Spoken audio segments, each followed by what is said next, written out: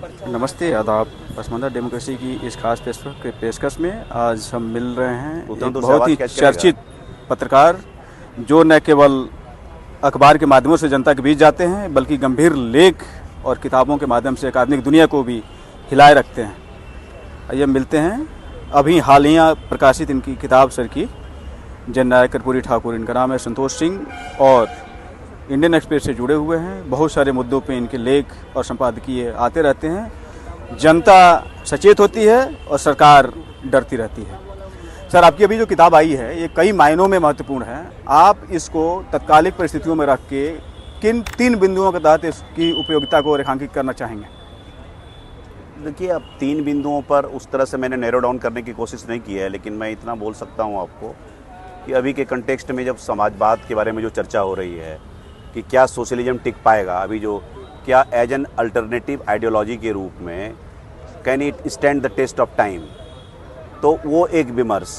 और दूसरी बात है जिसको कर्पूरी ठाकुर को हम भूल गए थे और कैसे ही वो गवर्नेंस के, गुड गवर्नेंस के एंड असर्टिव एक्शन के कैसे वो मॉडल हैं, उनकी चर्चा कैसे हो और उनकी जितनी भी पॉलिसी, कितनी पायनरिंग पॉलिसी, चाहे कोटा विद इन कोटा की पॉलिसी हो, जो अंग्रेजी हटाने की पॉलिसी हो या स्कूल का फी वेवर हो, और जितना देख रहे हैं कि करंट गवर्नमेंट ने उसी चीज़ को एलाबोरेटेड मतलब उस बड़े फॉर्म में नीतीश कुमार ने उसको लागू किया है, वो सारी जो है that is drawn from Karpoori Thakur nursery.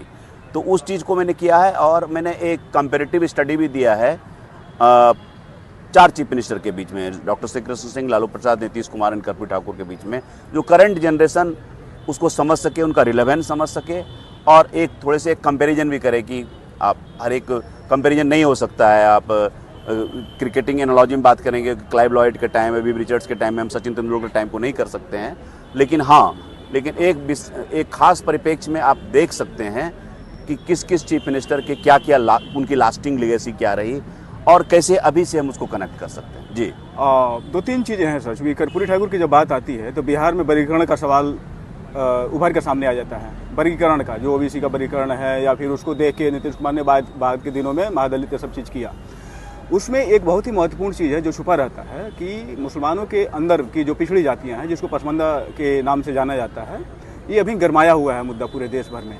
तो इसको लेके जो विमर्श है और खास करके जो मुस्लिम जिन पार्टियों को वोट करते हैं वो पार्टियां इसका नाम नहीं लेती है, लेकिन मोदी जी ने जब नाम लिया उसके बाद से ये मामला गरमाया हुआ है। लोग कह रहे हैं कि नहीं, ये तो मोदी जी मुसलमानों को तोड़ने का काम कर रहे हैं। इस पर आप क्या कहना चाहेंगे सामाजिक न्याय के पर्सपेक्टिव से? देखिए, कर्पूरी ठाकुर के टाइम से स्टार्ट करें तो उस तरह से नहीं लिया था जिस तरह से इस कम्युनिटी को लालू जी ने ट्रीट किया। पोस्ट मतलब 1989 के भागलपुर राइट्स के बाद जो लॉक स्टॉक एंड बैरल पूरी तरह से शिफ्ट हो जाती है कांग्रेस की तरफ, तो वहाँ से खास करके जो एक कंस्टिट्यूंसी समझना माइनॉरिटी को, खास करके मुस्लिम को, ये पोस्ट 80 का फेनोमेनन है।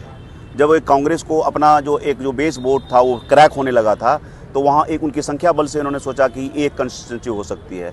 इसको कल्टीवेट सिस्टमेटिकली कहिए, एक तरह से कहिए, इंसिडेंटली कहिए, वो लालू प्रसाद के टाइम में हुआ। नीतीश जी ने, चूँकि उनका अलायंस चूँकि बीजेपी के साथ था, तो वो एक सॉफ्ट पैडलिंग उनका चलता रहा। उन्होंने एंटेगोनाइज नहीं किया, जैसे कब्रिस्तानों की घेराबंदी की, ये किया। लेकिन साथ में जो पसमानदा का विमर्श है, अभी पहले और हुआ होगा, लेकिन सस्टेंड रूप से 25 साल से मैं अली अनवर अंसारी को देख रहा हूँ, तो 2 टाइम के जेडीयू के लीडर हैं और अभी भी लगे हुए हैं। पसमानदा का मतलब होता है those who are left behind. Pasmanda doesn't mean OBC, जो पीछे छूट गए हैं उसका पसमानदा का ये अर्थ होता है। पर्शियन का शब्द है जी। हाँ, पर्शियन शब्द है। तो इसकी पॉलिटिक्स तो होती रही है। जो पीछे छूटे कर्पूरी ठाकुर की पूरी पॉलिटिक्स, वो he was not talking just about कि मुस्लिम पसमानदा है, वो हिंदू पसमानदा, वो एक समग्र रूप से पसमानदा की बात कर रहे थे। आप देखिए, उनके सहयोगी में से आप जाबिर हुसैन उनके साथ मंत्री रहे, जो उन्होंने बहुत अच्छी कविता लिखी कर्पूरी ठाकुर पर, भीड़ का आदमी, बहुत अच्छी वो कि भीड़ वो आत्मा नहीं बल्कि वो परमात्मा है, इस तरह से करके कुछ लिखा था। एग्जैक्ट लाइन्स मुझे याद नहीं आ रहा है। और अब उनकी जो एक्सेप्टेबिलिटी थी वो एक अक्रॉस द बोर्ड थी। वो रिलीजन के टर्म्स के उस प्रिज्म से नहीं देखते थे, जो कि बाद के दिनों में प्रोनाउंस हो जाती है। नहीं, देखते नहीं थे, लेकिन उसके पहले भी सरकार रही है, उसके बाद भी रही है। लेकिन वो जिस ग्रुप को अपने एजेंडे में, अपनी पॉलिसी में लेके आकर और उनकी स्थिति को सुधारना चाहते थे, वो बाद के दिनों की राजनीतिक पार्टियां उससे नहीं सीखी। इसके पीछे किन चीज़ों को आप दोषी मानते हैं। नहीं, इससे आपका क्या आशय है? मैं क्वेश्चन आपका समझ नहीं पाया। मैं ये कह रहा हूँ कि जैसे आप कह रहे हैं कि उन्होंने कभी रिलीजियस बाउंड्री को नहीं देखा, इस तरीके से उन्होंने एक नेचुरल जस्टिस को ज़मीन पे लाने का काम किया। हाँ। जिससे चरितार्थ रूप से सारे लोगों की भागीदारी सुनिश्चित हुई, तमाम तरीके के जो रिलीजियस जो पोलराइजेशन है वो ख़त्म हुए। लेकिन बाद की सरकारों ने उसका कहीं कोई संज्ञान नहीं लिया और उस पर कोई काम नहीं किया। कास्ट पॉलिटिक्स का जब डोमिनेंस शुरू होता है ना, कास्ट, मैं मुस्लिम सामाजिक न्याय के संदर्भ में विशेष आपसे जानना चाहता हूँ। अच्छा, मुस्लिम सामाजिक न्याय के संदर्भ में नहीं, वही मैं कह रहा हूँ कि जो कास्ट की, आइडेंटिटी की, रिलीजन की जो बाइनरी क्रिएट होती है, उस पॉलिटिक्स को, तो मुस्लिम पॉलिटिक्स को एक तरह से पॉकेट वोट बैंक की तरह भी इस्तेमाल किया गया विदाउट कोई रीजन के। उसमें सोशलिस्ट पार्टी उनके वोट्स को ये करते थे। और आज के देखिए, आज के संदर्भ में प्रशांत किशोर अगर बोलते हैं उनको कि कब तक आप डर के वोट करेंगे, तो कहीं ना कहीं वो मुस्लिम कॉन्स्टिट्यूंसी में क्रैक करने की कोशिश कर रहे हैं। वो कह रहे हैं कि आप मेरिट पर वोट कीजिए, कि पलायन क्यों हो रहा है, हमारे बच्चे क्यों जा रहे हैं, एजुकेशनल इंस्टीट्यूशन क्यों नहीं है, जॉब्स क्यों नहीं है, ये विमर्श पे लाना चाह रहे हैं। तो ये पॉलिटिक्स दो है। अब देखिए, दो तरह की पॉलिटिक्स है। एक रिलीजन की पॉलिटिक्स की है जिसमें डिवाइड होता है, एक कास्ट की, दो बाइनरी क्रिएट हुआ। तो जिस पार्टी को जो सूट करता है वो सेलेक्टिवली लास्ट 20-25 ईयर से यही कर रही है। लेकिन अभी करंट सिनेरियो में जिस तरीके से लोग अब रिलीजियस बाइनरी को धत्ता बता रहे हैं और सोशल लाइन को आगे बढ़ाने की कोशिश कर रहे हैं, इसको आप किस रूप में देख रहे हैं? ये देखिए दोनों, ये देखिए, मैं देखता हूँ ट्विन ट्रैक पॉलिटिक्स हमेशा चलता रहेगा। अब देखिए, कोई हर एक पॉलिटिकल पार्टी अपना ब्रॉड बेस करना चाह रही है, सब अपना कोर वोट प्लस देख रही है। कुछ ऐसे बिहार में 25-30% खास करके ईबीसी के वोट से हैं, उसमें मुस्लिम के भी पसमानदा हैं। 25% हिंदू पसमानदा है, 11% मुस्लिम के पसमानदा, वो भी उसको जोड़ लीजिए। 36% सबसे ज़्यादा जो नए कास्ट सेंसस में निकल के आया है, उस चीज़ को देखने की कोशिश कर रहे हैं। तो मुझे लगता है कि अभी के सिनारियों में सारी पॉलिटिकल पार्टी उस वोट को पोच करने के लिए, अगर एक्सेप्ट बीजेपी, वो स्पष्ट रूप से है कि उसको नहीं मिलेगा, तो सब अपना एक सोशल कॉम्बिनेशन, कास्ट का कॉम्बिनेशन, उसका क्या प्लेटर हो सकता है, उसमें लगा हुआ है। अब मैं अभी भी फिर से दोहराता हूँ, जो फ्लेजलिंग वोटर्स हैं वो ईबीसी का है, that is up for grabs, वो किसी का घोषित वोट बैंक नहीं है। लेकिन इसमें देखा जाए सर, आप कह रहे हैं कि एक्सेप्ट बीजेपी, लेकिन एक्सेप्ट बीजेपी कोई इसकी बात भी नहीं कर रही है। या तो बीजेपी के अलायंस नीतीश कुमार इसकी बात कर रहे हैं, नहीं तो केंद्र में बीजेपी इसकी बात कर रही है। इसको किस रूप में देख रहे हैं, खास करके मुस्लिम के अंदर की जो सामाजिक न्याय? अब देखिए, आप क्या है ना कि वो कभी आप साइकोलॉजिकल माइंड गेम करते हैं, जिससे आपको फ़ायदा नहीं होता है, बाइनरी क्रिएट नहीं हो रही है, तो आप ही ऑफर कर रहे हैं ताकि इस पर चर्चा हो। तो एक होता है प्रोवोकेशन वाली पॉलिटिक्स, वो इंस्टिगेट कर रहे हैं कि अपोजिशन वाला, मौका भी दे रहे हैं सर। उत्तर प्रदेश में उन्होंने मौका भी दिया है और पहली बार ऐसा हुआ है कि उत्तर प्रदेश जैसे मुस्लिम जनसंख्या वाले प्रदेश में जहां केवल अशराफ को मौका मिलता था, उन्होंने पसमानदा को दिया। उनकी एलआई पार्टी नीतीश कुमार ने भी, आप देखे, अपने नाम लिया। मैं आपको कह रहा हूं ना कि आप अगर ट्रेजेक्ट्री आप बीजेपी की पॉलिटिक्स का देखेंगे आप, तो उन्होंने क्या क्या कोऑप्ट नहीं किया, जो कि ब्राह्मण बनिया की पार्टी मानी जाती थी, फिर ओबीसी को कोऑप्ट किया, एक वुमेन वोटर को कोऑप्ट किया, यूथ को कोऑप्ट किया। अब धीरे धीरे उनको लगता है कि एक क्रैक अगर हम मुस्लिम वोट्स में ला सकते हैं तो सो भी इट, हमारा ब्रॉड बेस हो जाएगा।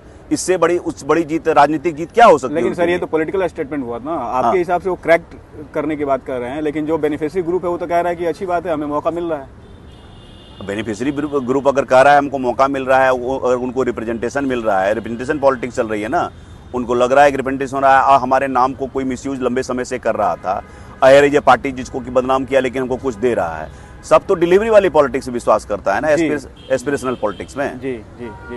इसमें सर आपने कहीं आपके सबकॉन्शियस माइंड में ये सब चीज़ें चलते रहा कि अभी जो चूँकि विमर्श और ये चीज़ें आप अली उमर साहब की भी जो बात कर रहे हैं, तो इस एंगल से कर्पूरी जी की किताब में जो आपने लिखी है, उसका कहीं विस्तार से चर्चा किया है? नहीं, मैंने मुस्लिम पॉलिटिक्स एंगल से नहीं किया है। मैंने लास्ट मतलब एज ए डेवलपमेंट जो लेंस होता है उसी के थ्रू मैंने डेवलपमेंट, आप उसको पूरी तरह से पढ़िएगा तो लास्ट चैप्टर में आपको कंपैरेटिव स्टडी मिलेगी। और मैं देख रहा हूँ कि finally democracy is the solution. कैसे कर्पूरी जो प्रो पुअर पॉलिसी है वो कम्पिटिटिव पॉपुलिज्म में कैसे कन्वर्ट हो रहा है, लेकिन फाइनली जो सॉल्यूशन है वो डेमोक्रेटिक वैल्यू के ऊपर आएगा। डेमोक्रेसी इज़ द सॉल्यूशन, क्योंकि सोशलिज्म में एकदम इम्बेडेड है डेमोक्रेसी। अच्छा, एक दूसरी चीज़ है सर, अभी जैसे आप डेमोक्रेसी की बात कर रहे हैं, तो ऐसे स्थितियों में जो पिछड़ी जाति के जो मुस्लिम है, जैसे नट हो गए, बक्खो हो गए, हलालखोर हो गए, या फिर अंसारी के साथ साथ और बाकी जो दूसरी जातियां हैं, तो कुछ की स्थिति तो ठीक है लेकिन कुछ की बहुत ही ख़राब है। तो वो लोग अब मान चुके हैं। पिछले दिनों मेरी बातचीत हो रही थी कुछ बखो कम्युनिटी के, कुछ नट कम्युनिटी के लोगों की, तो वो कह रहे थे हमारे लिए कुरान और संविधान दोनों चुनने की बात की जाए तो मैं संविधान को चुनूंगा। तो यदि वो लोग मोदी जी के समय में उस बात की कह रहे हैं, वो बात कह रहे हैं, इसका मतलब ये है कि अब उनको रिलीजियस बाइनरी में लेके जाना बाकी सारी माइनॉरिटी पॉलिटिक्स करने वाले लोगों के लिए मुश्किल हो जाएगी। आप कैसे देखते हैं? अब देखिए, ये इट्स अ प्लेन स्टेटमेंट और इसको इतनी आसानी से डिकोड करना अब मेरे लिए तो संभव नहीं है कि मैं इस पर कोई एक फाइनल कोई कमेंट दूं। अगर ये विमर्श शुरू हो रहा है तो ये एक इम्पॉर्टेंट विमर्श है और ये कैसे अनफोल्ड होता है वो कुछ इलेक्शन का अगर स्टडी होगा तब इस पर हम कुछ बोल पाएंगे। अभी हमको नहीं लगता है कुछ बोल पाएंगे। अच्छा, ये जो अभी कहा जा रहा है कि पसमानदा तो मोदी जी का प्रोडक्ट है मुस्लिमों को तोड़ने के लिए, लेकिन आप जिनके ऊपर किताब लिखे हैं इन्होंने बहुत पहले सामाजिक न्याय के माध्यम से इनको मजबूत करने का काम किया था। तो पसमानदा मुस्लिमों के मसीहा के रूप में कर्पूरी ठाकुर देखा जाए मोदी जी को? नहीं, कर्पूरी ठाकुर ने पसमानदा वर्ड ऐसा सच नहीं किया था, और लेकिन पसमानदा वाला विमर्श उस तरह से उन्होंने स्टार्ट भी नहीं किया था। उन्होंने उनके दिमाग में होगा भी नहीं। वो तो चीजें ऐसे ही होती है सर, जैसे प्रेमचंद मेरे उनके दिमाग में नहीं है। लेकिन इस पसमानदा जो एक पॉलिटिकल कॉइनेज में आया है वो 25-30 साल पहले की बात है, जो ज़्यादा इस्तेमाल हो रहा है। I think it is a more जो है पोस्ट कर्पूरी ठाकुर फेनोमेना है। कर्पूरी ठाकुर की पॉलिटिक्स में एक अम्ब्रेला पॉलिटिक्स थी उस तरह से। तो आपको लग रहा है सर कि बिहार में यदि ऐसी अपॉर्चुनिटी नहीं मिली होती मुस्लिमों को सामाजिक रूप से और राजनीतिक रूप से हिस्सेदारी की, तो ये आज डिस्कोर्स इतना मजबूत हो पाता? कौन मजबूत हो पाता? यही वाला जो पसमानदा पॉलिटिक्स है, इतना डिस्कोर्स से मजबूत होता आज यदि उनको हिस्सेदारी पॉलिटिकल, सोशल या बाकी जो गवर्नमेंट सर्विसेज में नहीं मिली? ये देखिए, वो साइकिलिक चलता है ना। आप पॉलिटिक्स धीरे धीरे चलती रहती है, चेंज होती रहती है, और फाइनल क्या क्या अब so many parties attempting so many things, उसमें क्या सक्सीड करता है क्या नहीं करता है, इट इज़ वेरी डिफिकल्ट। अब वो जमाना चला गया कि एक अपना बस जो कोर वोट है उसी को लोग चलते हैं।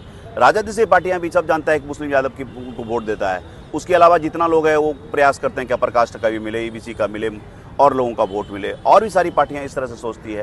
तो ये पॉलिटिकल चर्न का अभी टाइम है, ये सारी चीज़ें अभी चेंज होगी। ये जो पोस्ट 14 जो है ना, बहुत सारी चीज़ें जो है विमर्श में परिवर्तित हो रही है।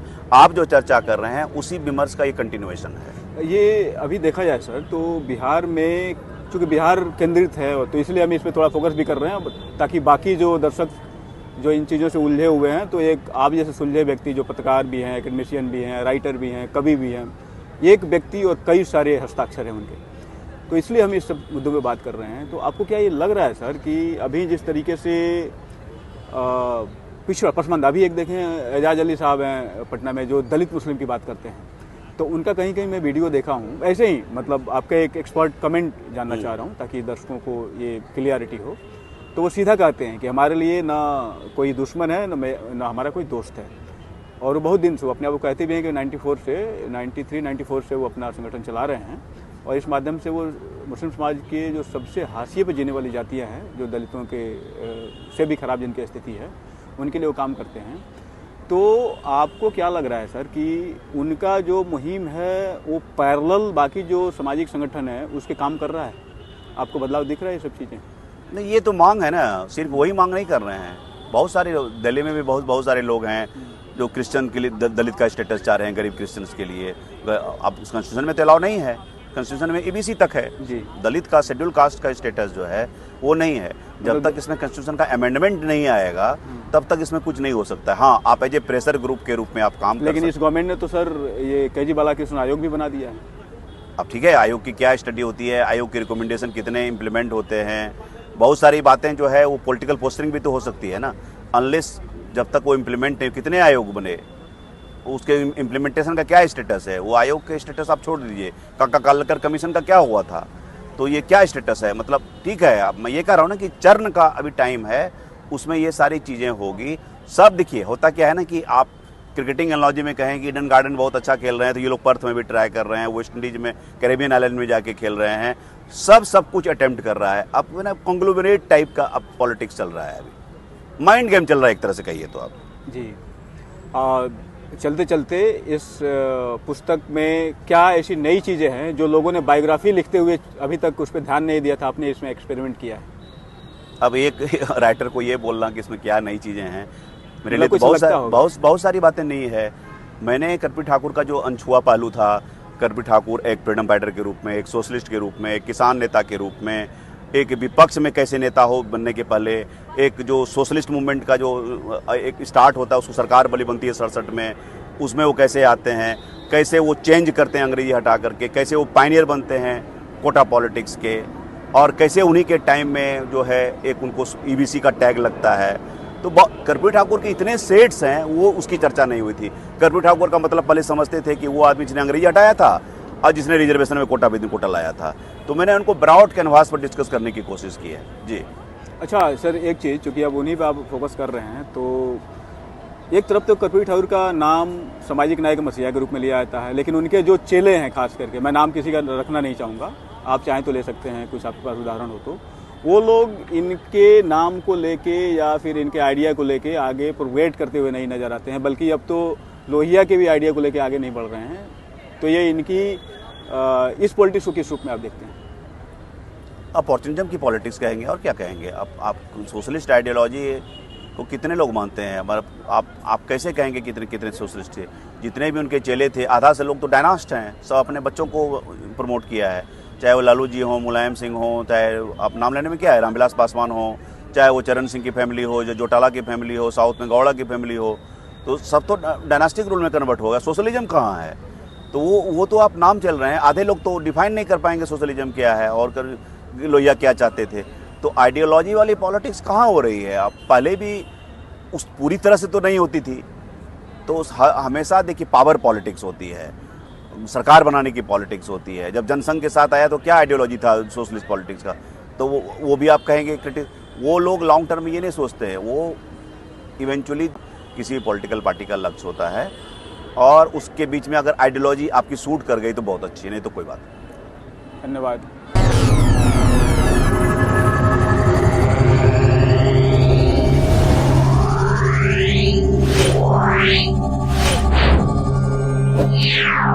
Yeah.